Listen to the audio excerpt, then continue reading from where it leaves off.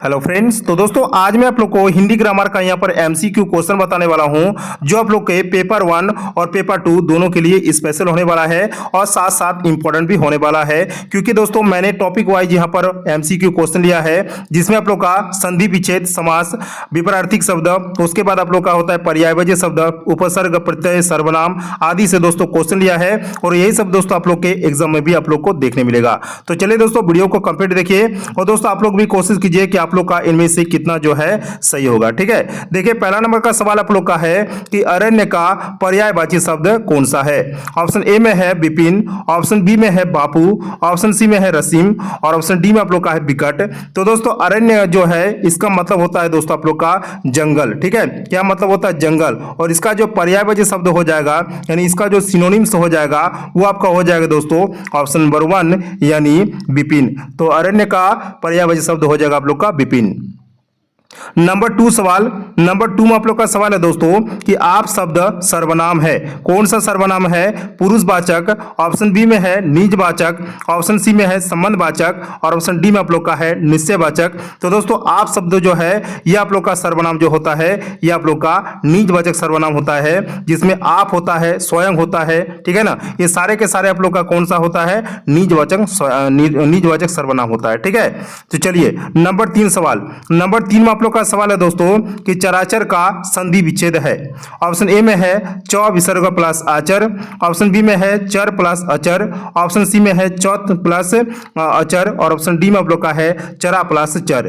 तो दोस्तों इस क्वेश्चन का जो राइट आंसर हो जाएगा वो आपका हो जाएगा ऑप्शन नंबर बी यानी चराचर का संधि विच्छेद हो जाएगा चर प्लस अचर।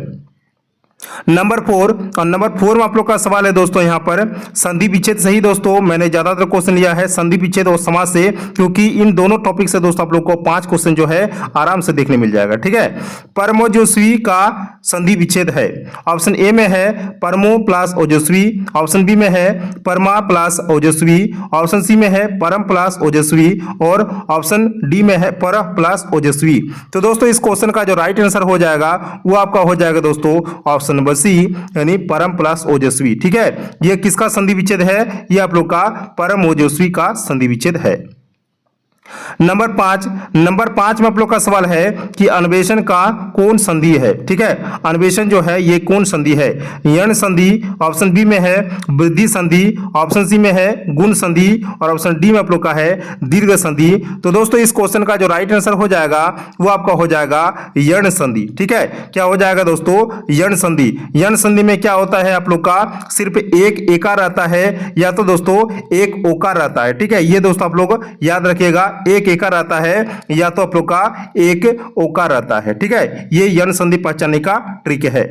चलिए नंबर 6 में आप लोग का सवाल है कि गजानन जो है ये कौन सा समास है। ऑप्शन ए में है बहुब्रीहि, ऑप्शन बी में है द्विगु, ऑप्शन सी में है कर्मधारय और ऑप्शन डी में आप लोग का है तत्पुरुष समास। तो दोस्तों इस क्वेश्चन का जो राइट आंसर हो जाएगा वो आपका हो जाएगा बहुब्रीहि। गजानन का मतलब होता है गज के समान आनन यानी गज के समान मुंह। चलिए नंबर 7 में आप लोग का सवाल है दोस्तों कि यज्ञशाला कौन सा समास है। ऑप्शन ए में है द्वंद्व, ऑप्शन बी में है अव्यय भाव, ऑप्शन सी में है तत्पुरुष और ऑप्शन डी में आप लोग का है बहुब्रीहि। तो दोस्तों इस क्वेश्चन का जो राइट आंसर हो जाएगा ऑप्शन नंबर सी इस क्वेश्चन का राइट आंसर हो जाएगा। तो यज्ञशाला का मतलब क्या होता है, यज्ञ के लिए शाला। नंबर 8 में आप लोग का सवाल है कि रात दिन कौन सा समास है। ऑप्शन ए में है द्वंद्व समास, ऑप्शन बी में है बहुब्रीहि समास, ऑप्शन सी में है अव्यय भाव समास और ऑप्शन डी में आप लोग का है तत्पुरुष समास। तो दोस्तों इस क्वेश्चन का राइट आंसर हो जाएगा आप लोग का ऑप्शन नंबर ए यानी द्वंद्व समास। तो रात दिन कौन सा समास हो जाएगा आप लोग का द्वंद्व समास, जिसको हम लोग लिख सकते हैं रात और क्या लिख सकते हैं दोस्तों, रात और दिन। तो इस डैश का मतलब क्या होता है, इस डैश का मतलब क्या होता है दोस्तों और होता है। ठीक है, या तो तथा होता है, जैसे और भी हो सकता है दोस्तों माता पिता, ये भी आप लोग का द्वंद्व समास में हो जाएगा। ठीक है, ऊंच नीच ये भी आप लोग का द्वंद्व समास में हो जाएगा। उल्टा सीधा ये जितने सारे आप लोग का दोस्तों ये है वही सारे क्या होते हैं द्वंद्व समास होते हैं। ठीक है, जिसमें डैश लगा होता है। चलिए नंबर 9, और नंबर 9 में आप लोग का सवाल है कि तीसरे होना मुहावरे का अर्थ क्या है। ऑप्शन ए में है शुरू होना, ऑप्शन बी में है समाप्त होना, ऑप्शन सी में है तैयार होना, और ऑप्शन डी में आप लोग का है अटल रहना। तो दोस्तों इस क्वेश्चन का जो राइट आंसर हो जाएगा वो आपका हो जाएगा दोस्तों ऑप्शन नंबर बी, यानी समाप्त होना। तो तीसरे होना का मुहावरे का जो अर्थ होता है वो क्या होता है, समाप्त होना। नंबर 10 में आप लोग का सवाल है तलवे चाटना मुहावरे का अर्थ है। ऑप्शन ए में है खुशामद करना, ऑप्शन बी में है प्रशंसा करना, ऑप्शन सी में है झगड़ा करना, एंड ऑप्शन डी में आप लोग का दोस्तों भला बुरा कहना। तो इस क्वेश्चन का जो राइट आंसर हो जाएगा आप लोग का ऑप्शन नंबर बी, इस क्वेश्चन का राइट आंसर हो जाएगा। तलवे चाटना का मुहावरे का अर्थ क्या होता है आप लोग का, प्रशंसा करना होता है। चलिए नंबर 11 में आप लोग का सवाल है कि ढोल पीटना मुहावरे का अर्थ है। ऑप्शन ए में है बहुत लाभ होना, ऑप्शन बी में है जोर से कहना, ऑप्शन सी में है भाग्य पलटना, एंड ऑप्शन डी में है इधर उधर भटकना। तो दोस्तों ढोल पीटना का मुहावरे का जो अर्थ होता है ये आप लोग का होता है दोस्तों जोर से कहना होता है। ठीक है, इसमें क्या होता है ढोल पीट पीट के क्या होता है, इसका मतलब होता है जोर से कहना, यानी ढोल पीट पीट के सबको बुलाना, और इसी का मतलब होता है दोस्तों जोर से कहना। नंबर 12 में आप लोग का सवाल है कि चक्रपाणी कौन सा समास है। ऑप्शन ए में है बहुब्रीहि समास, ऑप्शन बी में है द्वंद्व समास, ऑप्शन सी में है द्विगु समास, एंड ऑप्शन डी में है इनमें से कोई नहीं। तो इस क्वेश्चन का जो राइट आंसर हो जाएगा दोस्तों वो आपका हो जाएगा ऑप्शन नंबर ए, यानी बहुब्रीहि समास। तो चक्रपाणी यानी चक्र के लिए पानी, और इसका आंसर हो जाएगा दोस्तों आप लोग का बहुब्रीहि समास। नंबर 13 में आप लोग का सवाल है यहाँ पर कि कमल नयन, ठीक है, कमल नयन कौन सा समास है। अव्ययभाव समास, ऑप्शन बी में है तत्पुरुष समास, ऑप्शन सी में है कर्मधारय, और ऑप्शन डी में आप लोग का है द्विगु। तो इस क्वेश्चन का आपका राइट आंसर हो जाएगा दोस्तों ऑप्शन नंबर सी, यानी कर्मधारय समास। कमल नयन का मतलब क्या होता है दोस्तों, कमल नयन का मतलब होता है कमल के समान नयन, ठीक है, यानी कमल के समान आंखें। नयन मतलब होता है नेत्र, जिसको आंख भी कहते हैं। तो कमल नयन कौन सा समास हो गया, कर्मधारय। आगे का सवाल आप लोग का दोस्तों 14 नंबर में है कि प्रेम निगमन किस समास का उदाहरण है। ऑप्शन ए में है तत्पुरुष समास, ऑप्शन बी में है बहुब्रीहि समास, ऑप्शन सी में है द्वंद्व समास, एंड ऑप्शन डी में है कर्मधारय समास। तो इस क्वेश्चन का जो राइट आंसर हो जाएगा दोस्तों वो आप लोग का हो जाएगा ऑप्शन नंबर ए, यानी तत्पुरुष समास। तो प्रेम निगमन होना किस समास का उदाहरण है, ये आप लोग का तत्पुरुष समास का उदाहरण है। नंबर 15 आप लोग का संधि विच्छेद से सवाल है कि जगन्नाथ का संधि विच्छेद है। ऑप्शन ए में है जगत प्लासनाथ, ऑप्शन बी में है जगत प्लासनाथ, ऑप्शन सी में है जग प्लासनाथ, और ऑप्शन डी में है जग प्लास अनाथ। तो इस क्वेश्चन का जो राइट आंसर हो जाएगा दोस्तों वो आप लोग का ऑप्शन नंबर बी इसका राइट आंसर हो जाएगा, जिसमें जगत प्लास नाथ। ठीक है, इस आप लोग इसको हलंत कहते हैं। ठीक है, जगत में जो तो में यहाँ पर जो हलंत लगा है इसको हलंत कहा जाता है। तो जगत प्लस नाथ इसका संधि विच्छेद हो जाएगा। नंबर 16 में आप लोग का सवाल है कि जगदीश का संधि विच्छेद है। ऑप्शन ए में है जगत प्लासीस, ऑप्शन बी में है जगत प्लासीस, ऑप्शन नंबर सी में है जग प्लासदीस, और ऑप्शन डी में है जग प्लास ईस। तो दोस्तों इस क्वेश्चन का जो राइट आंसर हो जाएगा वो आपका हो जाएगा जगत प्लास ईस। ठीक है, तो जगन्नाथ का भी आप लोग देख लिए और जगदीश का भी आप लोग संधि विच्छेद देख लिए। तो जगदीश का होता है जगत प्लास ईस। चलिए नंबर 17 में सवाल है कि पवित्र का संधि विच्छेद है। ऑप्शन ए में है पल प्लस इत्र, ऑप्शन बी में है पो प्लस इत्र, ऑप्शन सी में है प विसर्ग प्लस इत्र, और ऑप्शन डी में आप लोग का है पवि प्लस त्र। तो दोस्तों इस क्वेश्चन का जो राइट आंसर हो जाएगा वो आपका हो जाएगा ऑप्शन नंबर बी, यानी पो प्लस इत्र पवित्र का संधि विच्छेद है। नंबर 18 में सवाल है कि उच्छ्वास का संधि विच्छेद है। ऑप्शन ए में है उत् प्लस श्वास, ऑप्शन बी में है उच्च प्लस श्वास, ऑप्शन सी में है उच्च प्लस बास, एंड ऑप्शन डी में है उच्छ्व प्लस सी। तो दोस्तों इस क्वेश्चन का जो राइट आंसर हो जाएगा वो आपका हो जाएगा ऑप्शन नंबर ए, यानी उत् प्लस श्वास उच्छ्वास का संधि विच्छेद है। नंबर 19 और नंबर 19 में आप लोग का सवाल है कि बाढ़ मई का संधि विच्छेद है। ऑप्शन ए में है बाघ प्लस मई, ऑप्शन बी में है बाघ प्लस मई, ऑप्शन सी में है बाघ प्लस मई एंड ऑप्शन डी में है बाढ़ प्लस मई। इस क्वेश्चन का राइट आंसर हो जाएगा ऑप्शन नंबर ए, यानी बाघ मई का संधि विच्छेद क्या हो जाएगा आप लोग का, बाघ प्लस मई। चलिए नंबर 20 और नंबर 20 में आप लोग का सवाल है कि उत्कर्ष का विलोम है।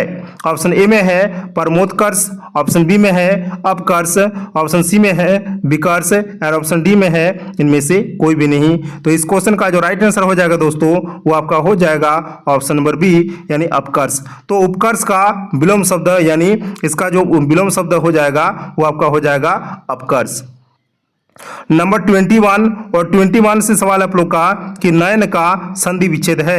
ऑप्शन ए में है न प्लस यन, ऑप्शन बी में है ने प्लस अन, ऑप्शन सी में है नय प्लस अन और ऑप्शन डी में आप लोग का न विसर्ग प्लस अन। तो इस क्वेश्चन का जो राइट आंसर हो जाएगा दोस्तों वो आपका हो जाएगा ऑप्शन नंबर बी, यानी ने प्लस अन नयन का संधि विच्छेद हो जाएगा। नंबर 22 और नंबर 22 में आप लोग का सवाल है कि पुत्र का पर्यायवाची है। ऑप्शन ए में है कुमारी, ऑप्शन बी में है बेटा, ऑप्शन सी में है पोता एंड ऑप्शन डी में है बेटी। तो दोस्तों इस क्वेश्चन का जो राइट आंसर हो जाएगा वो आपका हो जाएगा ऑप्शन नंबर बी, यानी पुत्र का पर्यायवाची शब्द कौन है, बेटा। नंबर 23 और नंबर 23 में सवाल है कि पत्थर का पर्यायवाची है। ऑप्शन ए में है पाषाण, ऑप्शन बी में है ठेला, ऑप्शन सी में है चिक्का एंड ऑप्शन डी में है कंकड़। तो दोस्तों इस क्वेश्चन का जो राइट आंसर हो जाएगा वो आपका हो जाएगा ऑप्शन नंबर ए, यानी पत्थर का पर्यायवाची होता है पाषाण।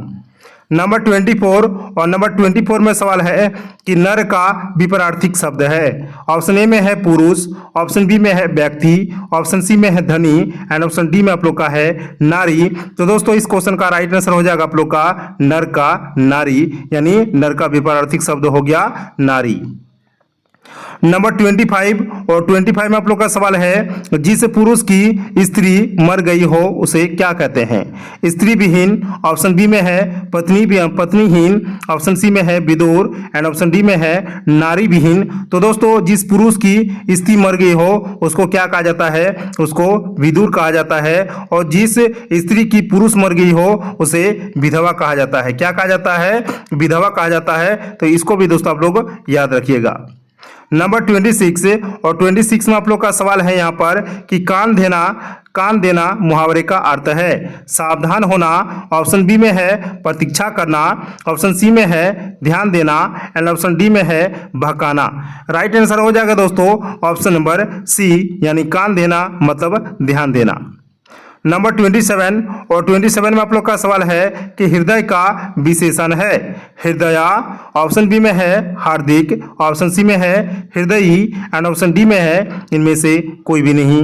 तो दोस्तों इस क्वेश्चन का राइट आंसर हो जाएगा आप लोग का ऑप्शन नंबर बी, यानी हृदय का विशेषण जो है वो आप लोग का हार्दिक हो जाएगा।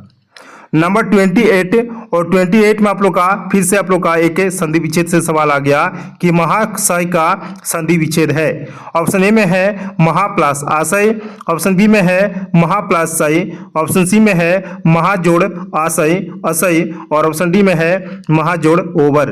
तो इस क्वेश्चन का राइट आंसर हो जाएगा ऑप्शन नंबर ए, यानी महाशय का संधि विच्छेद हो जाएगा महा प्लस आशय। नंबर 29 और 29 में सवाल है कि बैठक में कौन सा प्रत्यय है। प्रत्यय हम लोग उसको कहते हैं दोस्तों जो शब्द के अंत में लगता है और उपसर्ग जो है वो शब्द के पहले लगता है। तो बैठक में कौन सा प्रत्यय है, ऑप्शन ए में है उक, ऑप्शन बी में है क, ऑप्शन सी में है अक और ऑप्शन डी में है आप लोग का उक। तो इस क्वेश्चन का राइट आंसर हो जाएगा आप लोग का ऑप्शन नंबर सी, यानी बैठक में अक प्रत्यय है। ठीक है, चलिए नंबर 30 और हम लोग का लास्ट सवाल है। ठीक है, देखिए लंबोदर कौन सा समास है। ऑप्शन ए में है कर्मधाराय, ऑप्शन बी में है अव्यय भाव, ऑप्शन सी में है तत्पुरुष और ऑप्शन डी में आप लोग का है बहुब्रीहि। तो दोस्तों लंबोदर, तो इसका आंसर हो जाएगा आप लोग का ऑप्शन नंबर डी, यानी लंब के समान उदर, वो होता है दोस्तों आप लोग का गणेश का। और यही इस क्वेश्चन का राइट आंसर हो जाएगा आप लोग का बहुब्रीहि समास। दोस्तों 30 क्वेश्चन मैंने आप लोग का करा दिए और ये 30 के 30 क्वेश्चन दोस्तों आप लोग का टॉपिक वाइज क्वेश्चन है, जिसमें आप लोग को ज्यादा से ज्यादा क्वेश्चन जो है संधि और समास से देखने मिला। संधि से आप लोग का क्वेश्चन जो रहता है दोस्तों 2 से 3 क्वेश्चन आप लोग का संधि सही देखने मिल जाएगा और बाकी के आप लोग को जो ग्रामर से मिलेगा वो आप लोग का 6 नंबर देखने मिलेगा, यानी टोटल आप लोग का 8 नंबर का ग्रामर से पूछा जाएगा। तो दोस्तों ध्यान रखिएगा, आप लोग का संधि और समास जो है बहुत ही इंपॉर्टेंट है, साथ साथ पर्यायवाची शब्द, विपरीतार्थक शब्द, ये सब भी इंपॉर्टेंट है। तो इन सारे टॉपिक को जो आप लोग है आप लोग अपने किताब को भी देख सकते हैं, और अगर नहीं देख सकते हैं दोस्तों किताब से तो इस चैनल को आप लोग सब्सक्राइब करके रख लीजिए, क्योंकि इस चैनल के माध्यम से दोस्तों आप लोग को बहुत ज़्यादा हेल्प मिलेगा, ठीक है, अपने आने वाले एग्जाम में। तो मिलते हैं दोस्तों नेक्स्ट वीडियो में किसी और नए टॉपिक के साथ, तब तक जय हिंद, वंदे मातरम।